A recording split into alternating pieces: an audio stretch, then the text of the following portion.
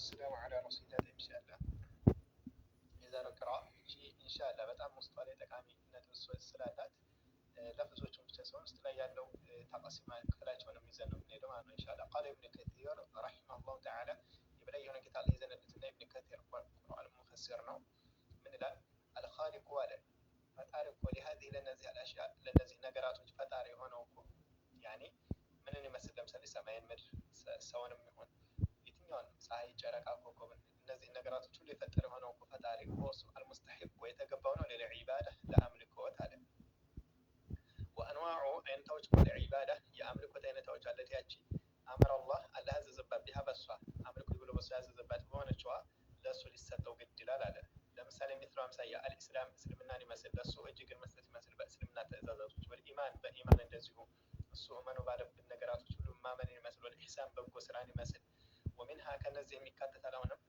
አዱዓኡ አላህን መለመን ወልኸውፍ አላህን ብቻ መስጋት ቅጣት ያመጣብኛል ብሎ መስጋት ማንን ነው አላህን ብቻ መስጋት ወረጃ ተስፋ ማድረግም ወደ አላህ ብቻ ነው ጥሩ ነገር ወተወኩል መመካትም በሱ ብቻ ነው ወረህበት መከጀልም በሱ ብቻ ነው ወረህበት መርበትበትም እሱ ብቻ ነው ቅጣትን ማለት ነው ወልኹሹዕ መተናነስ ወልኸሽየቱ መፍራት ወልኢናባ ተባርኮ መመለስም ወደ አላህ ነው ወልእስቲዓነ እገዛን መጠየቅ ወልእስቲዓዛ ጥበቃን መጠየቅ ወልእስቲጋሳ ከጭንቅ መገላገልን መጠየቅ በሱ ብቻ ነው ወዘበህ ማረድ ወነዝር መሳለም ወገይሩ ዛሊከ ከእነዚህም ውጭ አሉ ሚን አንዋዒ አይነቶች አልዒባዳ የአምልኮት አይነቶች ባለት ያቺ አመረ አላህ አላህ ያዘዘባት ቢሃ በሱ አላህ አምልኮ ብሎ ያዘዘባት የሆነችዋ ሁሉም ሊላሂ ለአላህ ብቻ ናት ተዓላ በላይ የሆነ ኪታብ والدليل ما سمعته قوله تعالى ولا يهون كتاب أنا نقدرنا وأن المساجد مثل جابت وتتكلم الله لا فلا تدعوا أتتاروا أتلمنوا مع الله مع قال ما لأنه الله كأله كأحد أنت في المكان إن دلمنوا دلتروا إلى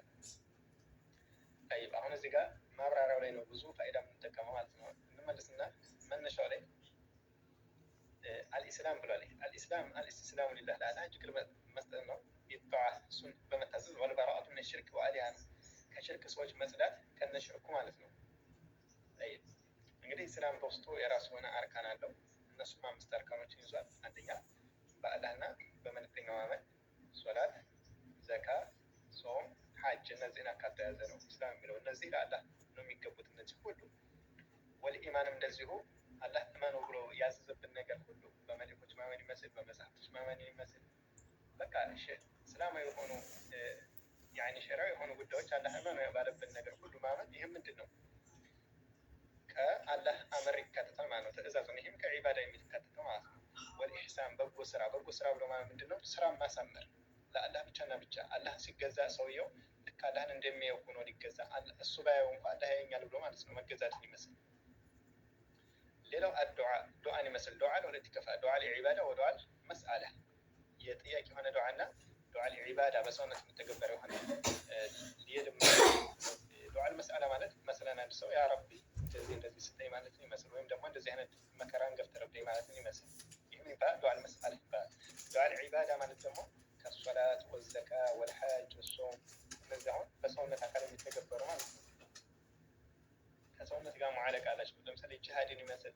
በአላህ መንገድ ትግል ማድረግ ይመስል እነዚህ በሰውነት የሚተገበሩ ናቸው ማለት ነው እነዚህ የሚባላሉ ዱዓ ለዒባዳ ይባላሉ ማለት ነው እነዚህ ሁሉ ምንድነው ለአላህ ብቻ ናቸው የሚገቡት ከአላህ ውጭ ያለን አካል መለመን ለምሳሌ ሶላትንም ይሁን ከአላህ ውጭ ማድረግ ወይም ደግሞ ከጭንቅ መገላገልን ከአላህ ውጭ መጠየቅ ስጦታንም አላህ እንጂ ማንም በማይችለው ነገር ከአላህ ውጭ መጠየቅ ለምሳሌ ሀገራችን ላይ እንደሚከሰተው አብዶዬ ማለት ይመስል ከድር ማለት ይመስል ቅዳሜ ቀን ይሄ ሁሉ ምንድነው ሚና ሽርክ ይካተታል ማለት ነው ከእስልምና የሚያስወጣው ከሆነ ማለት ነው ሌላው ወደ ኸውፍ መስጋት አላህን ብቻ ነው ልንሰጋ የሚገባው ኸውፍ የሚባለው ነገር ውስጡ ላይ 4 ክፍሎች አሉት ኸውፍ አንደኛ ኸውፍ ሐራም የሆነ ኸውፍ ሁለተኛ ኸውፍ ሽርክ የሆነ ሶስተኛ ኸውፍ ሙባህ የተፈቀደ የሆነ አራተኛ ኸውፍ ዒባዳ ይሆናል ኸውፍ ሐራም የሆነ ኸውፍ ሙሐረም ክልክል የሆነ በሸሪዓ የተከለከለ የሆነ የፍርሃት አይነት አለ እሱ ምንድነው መሰለን ጂሃድ ላይ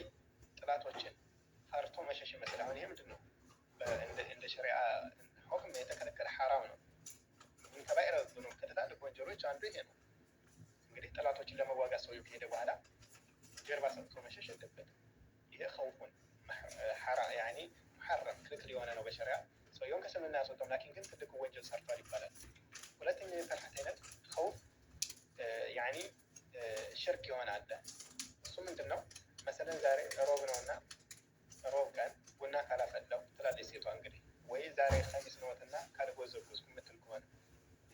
መከራ ያገኘኛል አለ አይደለ? እንደዚህ አሁን በገጠር ራሱ እንደዚህ አይነት ነገር ይደረጋል። ወይም ደግሞ እንደዚህ መረባ ካልተባለ ይባላል። ብዙ አይነት ኮተት አለ። ብቻ ያው እንደምን አገር ላይ እንደምንከሰተው እንደምታዩት ማለት ነው። እና ያን ካላደረው መከራ ያገኘኛል ወይ ልጆችን እንደዚህ ያደርግብኛል እያሉ መስጋትን ይመስል ይህ ምንድን ነው? ኸውፍ አሽርክ እስልምና የሚያስወጡ የሆነ የሽርክ አይነት ስጋት ነው ማለት ነው። ይሄ ሽርክ ነው። ወይም ዛሬ ሮብ ነው እና በሮችን ከጠመር ወይ እነሱ ይሰበራሉ ወይ ይሰበራሉ ወይ እንደዚህ መከራ ይመጣል ማለት እንደዚህ አይነት ነገር ኸውፍ አሽርክ ይባላል ማለት ነው። ሐታ ሰውየው በዚህ ላይ ለምሳሌ አብዶዬን ሲያከብር ኑሮ ተባርጎ ቢመለስ ራሱ አላህ ሱብሓነሁ ወተዓላ ሊፈትነው ይችላል። የሆነ ነገር ወይ ችግር ሊያገኝ ይችላል። ምክንያቱም ሐሲበ ናሱ አን ዩትረኩ አመነው ለተተመን ይላል። ሰዎች እንደው አምነናል በማለታቸው ብቻ ሳይፈተኑ መሆናቸውን ያስባሉ ይላል። ሰው ይፈተናል። እያንዳንዱ ባሳለፈው ነገር ላይ አላህ ሱብሓነሁ ወተዓላ ይፈትነዋል። ኢማኑ ማለት ነው። እና ልጁ ሊሞትበት ይችላል። ንብረቱ ላይ ጉድለት ሊመጣበት ይችላል። መታገስ አለበት። ለምን? ፈተና ነው። ባሳለፈው በሆነው በራሱ ስህተት የሚፈተንበት የሆነ ፈተና ነው። ያን ካለፈት ከትክክለኛ ኢማን ነው ማለት ነው። ያን ካላለፈ ምንድን ነው? ኢማኑ ላይ ችግር አለበት ማለት ነው። አሁን ሰውየው ይህ ግልጽ ነው። ሌላው ኸውፍ ምን አለ? ጠብዒ የሆነ ይህ ማለት ሙባህ የተፈቀደው ማለት ነው። ጠብዒ ይሉታል። ተፈጥሯዊ የሆነ ፍራቻ። እሱም ምንድን ነው? መሰለን አንድ ሰው እሳት ይፈራል፣ ጨለማ ይፈራል፣ እንስሳ ይፈራል። አሁን የስጋት አይነት ምን ይባላል? ኸውፍ ጠብዒ ተፈጥሯዊ ሲፈጠር ሰውየው ከተፈጥሮ ጋር የተፈጠረ ነው። ይሄ ምንድን ነው? ይሄ የተፈቀደ ነው። በሸሪዓ አይወገዝም። ሰውየው ለምሳሌ አንድ ሰው ጨለማ ይፈራ ሽርክ አሻረከ ይባላል። ለምን? የተፈጥሯዊ ነው። አራተኛው ኸውፍ አልዒባዳ የስጋት የሆነ የአምልኮት የሆነ ስጋት አለ። ይህ ምንድን ነው? አላህ ሱብሓነሁ ወተዓላ ክልክል ያደረገውን ነገር ብሰራ ቅጣቱ ይመጣብኛል ብሎ መስጋት ማለት ነው። ይሄ ዒባዳዊ የሆነ የፍርሃት የስጋት አይነት። ለምሳሌ የሆነ ነገር አላህ የከለከለውን ብሰራ ቅጣቱ ይመጣብኛል ብሎ መስጋት መጠንቀቅን ይመስል፣ እንደዚሁ እሱ ያዘዘኝም ባልፈጽም አላህ ሱብሓነሁ ወተዓላ ቅጣቱ ያገኛል ብሎ መስጋት ይመስል። ይህን ሲያደርግ ሰውየው አይ ቅጣት የሆነ ወንጀል ለምሳሌ ሊቀየጥበት ሰውየው አጋጣሚ ውል ቢልበት አይ ይህን ብሰራ እኮ አላህ ይቀጣኛል ብሎ መስጋት ይመስል ያን ለአላህ ብሎ ከተወው ምንድን ነው ማለት ነው? ይሄ ዒባዳ ነው ማለት ነው። አምልኮታዊ ነው፣ ተወዳጅ ነው ማለት ነው። ሌላው ወረጃ ተስፋ ማድረግም መልካምን ነገር መምዳት። ለምሳሌ ጀነትን ይመስል የጀነትን ጸጋዎች ይመስል ተስፋ ማድረግ ከአላህ ብቻ ነው። ከማንም አይፈለግ። ጀነት ከየትኛውም ከማንም አትገኝም ማለት ነው። ወከዛሊክ ወተወኩል መመካትም በአላህ ብቻ ነው።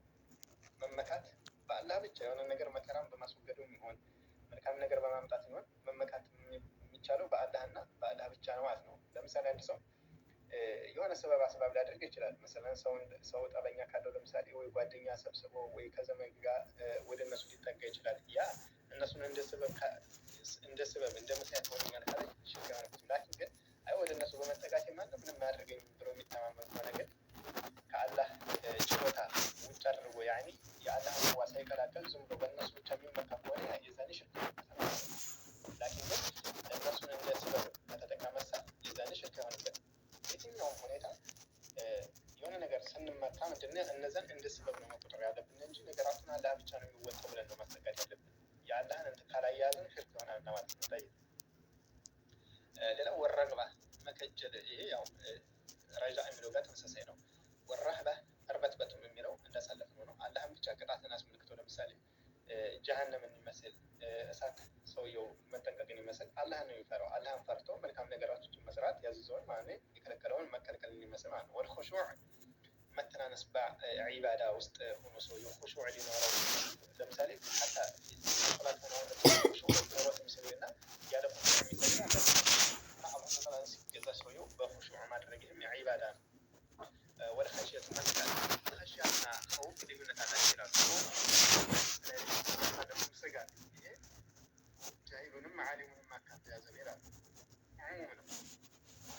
ላኪን ይቺ ኸሽያ የምትባለው አላህ ሱብሓነሁ ወተዓላ በል ኢነማ የኽሸ አላህ ሚን ዒባዲሂ አልዑለማእ አላህን የሚፈሩ ከባሮቹ አዋቂዎች ብቻ ናቸው ብሎ ከሰሷቸው። ስለዚህ እጅ ኸሽያ የምትለዋ ላይ አላህን በስምና ባህሪያት ፈርቶ መፍራት ለአላህ ብቻ ነው። አሁን ይሄ ከእውቀት ጋር የተያያዘ ነው። አላህን በስምና በባህሪያት የሚያውቁ ዑለሞች ናቸው እንደዚህ አይነት ኸሽያ ላይ የሚከተቱ።